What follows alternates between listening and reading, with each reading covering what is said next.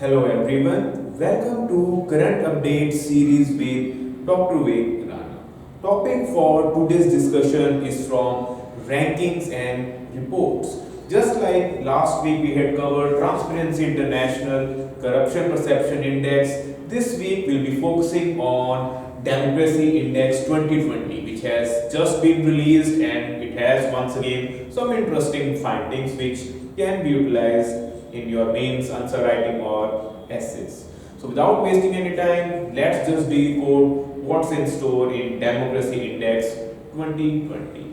Now, if you have followed the last lecture, you can see the template of this current affair is going to be the same. Whenever some report is out, you must go through the organization behind it. What are the top five performers? Who are at the bottom end of the spectrum? And most importantly, what is India's standing in that particular report? So, first and foremost, has been released by EIU. It is the Economist Intelligence Unit. It's the organization which is based in United Kingdom, headquartered at London.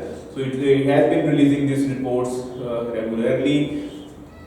If you had followed the last report, this one is more or less on the expected lines. The countries assessed this time are 167.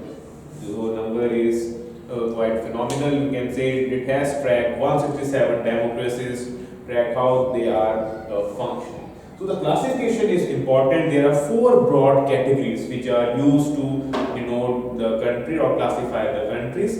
The first is the full democracy. The democracy is functioning to its ideals and it's a vibrant one, then the country will fall in the full democracy category. Then the second one is a hybrid democracy. Then there is a flawed democracy category, and then we have authoritarian regimes.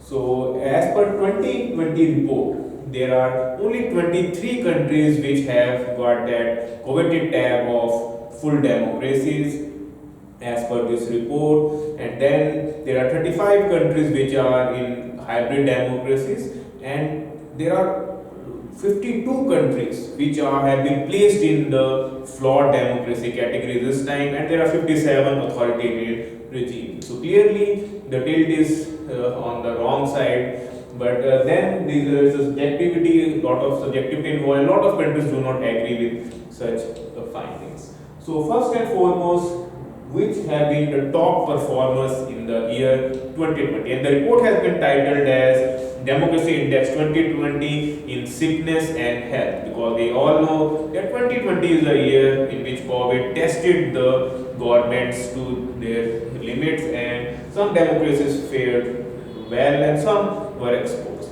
So the top five performers does not have come as a surprise. We have, you can say, the Norway leading the pack, followed by Iceland, and then we have another Scandinavian country, Sweden, New Zealand and Canada. So you can see the countries who have been faring well in the Corruption Perception Index have also fared well in the Democracy Index as well. These were some of the countries which you will see in the overlap.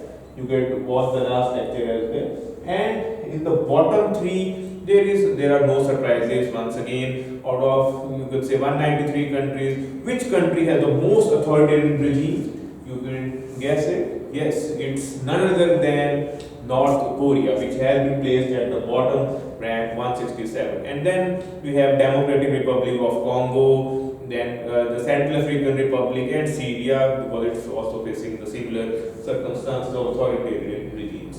So these are some bottom countries, but most importantly, from examination point of view, it's the India's performance which you have to take into account. India has slipped to two places from the last year rankings. In 2019, it was at 51st position. This year, we are at 53 position, and we have been classified as the flawed democracy.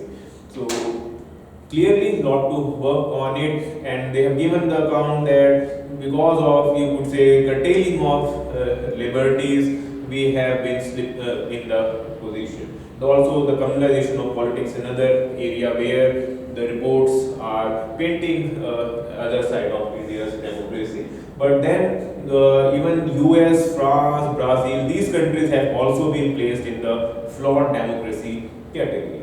So So these are some of the key findings which from the Democracy Index 2020. Make sure you just jot down the key points, top 3 performers at least, bottom one, and then more importantly the Indian one. We'll be back soon with another current affair lectures. I hope the session was a useful one in updating your knowledge about the current happenings. Thank you very much. Have a nice day.